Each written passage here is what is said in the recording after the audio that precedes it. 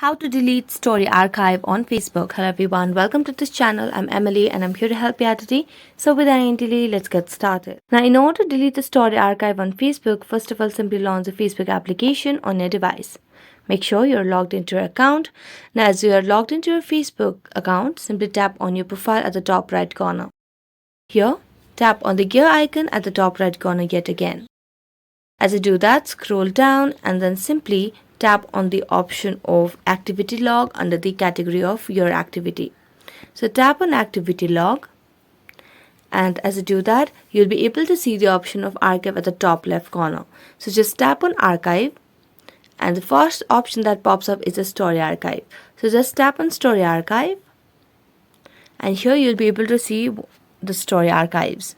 Now as you can see on the screen, I only have one story, but if you want to delete it, this is the same process for all the posts or all the stories. Simply go to the story archive, tap on three dotted lines and then tap on delete video and then tap on delete again. And as you do that, you'll be able to delete story archive on Facebook. So that's it. Thank you so much for watching this video. See you next time.